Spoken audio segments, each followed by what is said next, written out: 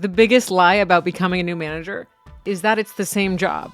Being a manager is not the same job as doing your old job, just having people reporting to you. And I think because of that misunderstanding, so many of us really struggle at first. So many of us think, oh, everything's the same. Now I just have to have a few more meetings and a few more one-on-ones and nothing really changes. But that belief prevents us from getting the support that we need. And it actually prevents our companies from giving us tools to be better managers. Then we're struggling. We're not connecting with our teams, where we know a lot, like what we don't want to do, how we don't want to show up. We don't want to micromanage. We don't want to be mean to people. We don't want to yell at people, whatever. But we don't think at all about how to be a leader. This mistake is going to get in our way every single time. And today I want to talk about how to avoid that so that we show up the best we can as a leader. All right, let's do this.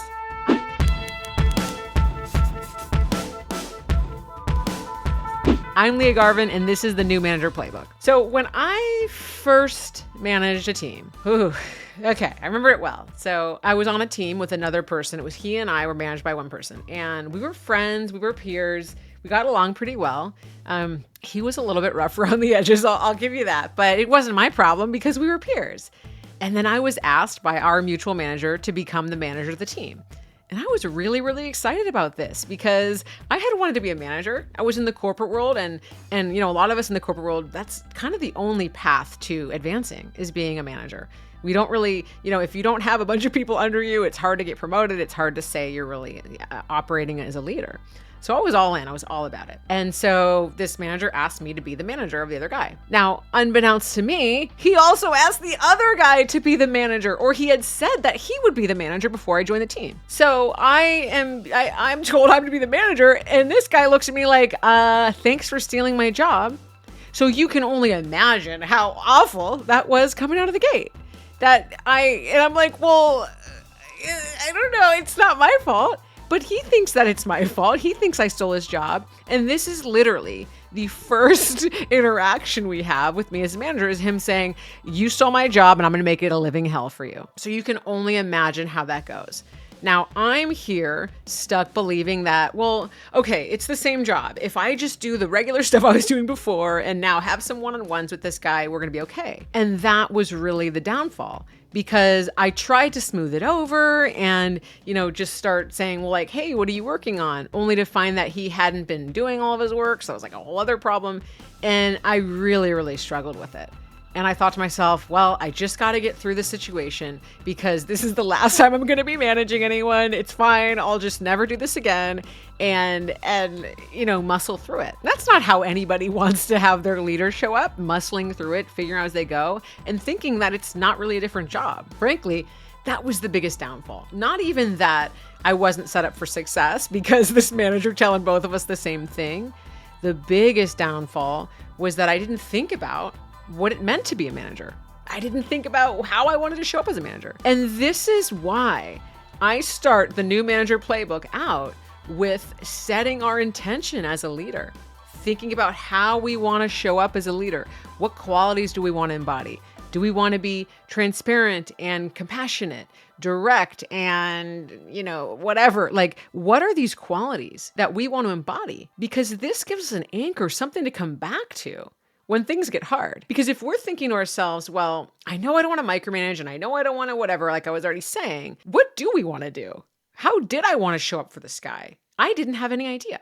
I thought it was the same job. So first and foremost, we've got to realize, hey, our job has changed and our whole mindset around it has to change. A lot of us are asked to be managers and we have to still do a lot of the existing work we were doing before. This is very common in the corporate world. Sometimes it's called a player coach model, but it's really just a 2 jobs for the price of 1 model. Quite frankly, we'll talk about any issues I have with that later. So you're a manager and you're still doing some of your individual contributor work. And now you're supposed to carve out time to lead someone. But that's where we go wrong. We think, well, I'm still kind of doing the job. No, you have a new job. You're a manager now. You're a leader.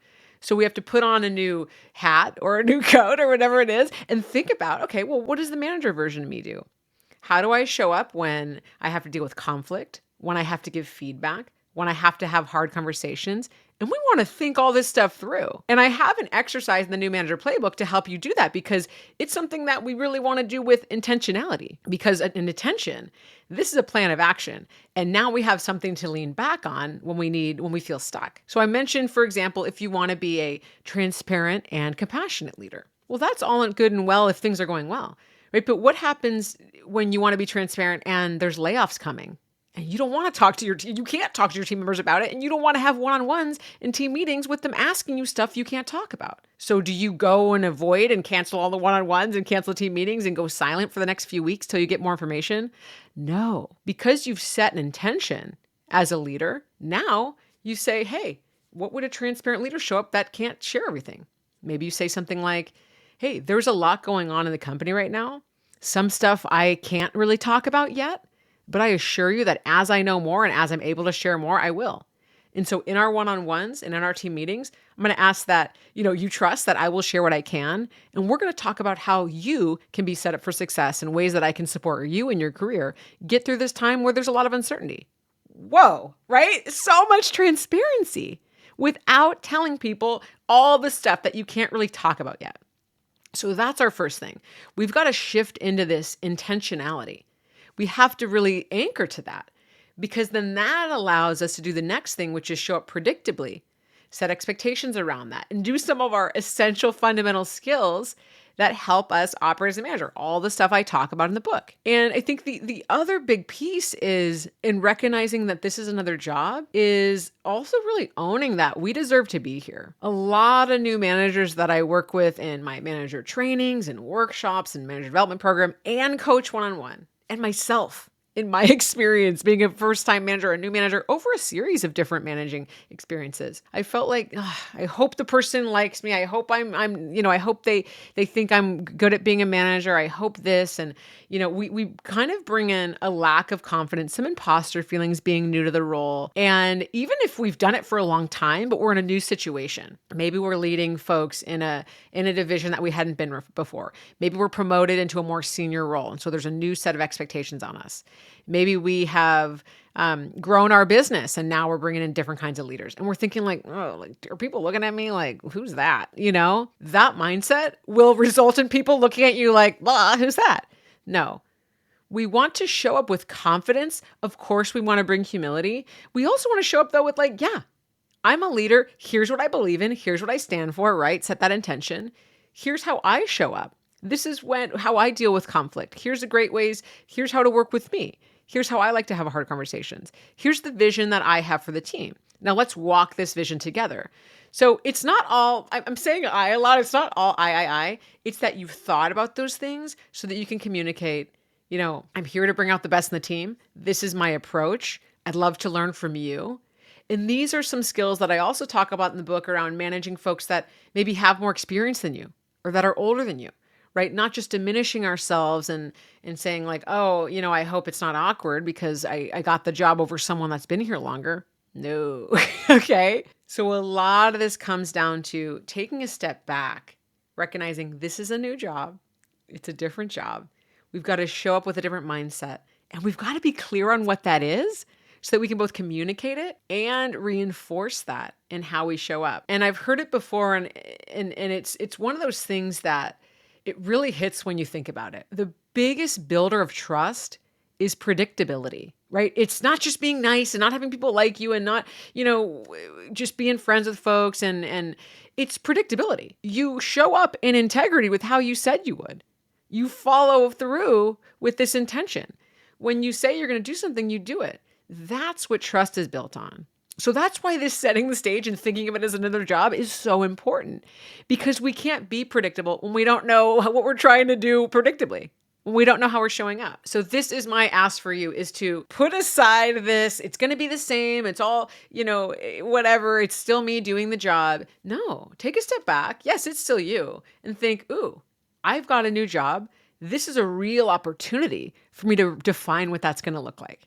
how I'm going to show up, how I'm going to best support this team, how I'm going to be advocates for them. Think about those things because this is such an exciting opportunity to really be able to bring out the best in your team and be able to really achieve the goals that you have, because this is an opportunity you've been given, right? And like they say, the old Spider-Man Uncle Ben quote, with great power comes great responsibility. So it truly is your responsibility to figure out what this is going to look like in this new job. Okay, and that's why I talk about all this in detail in the new Manager Playbook.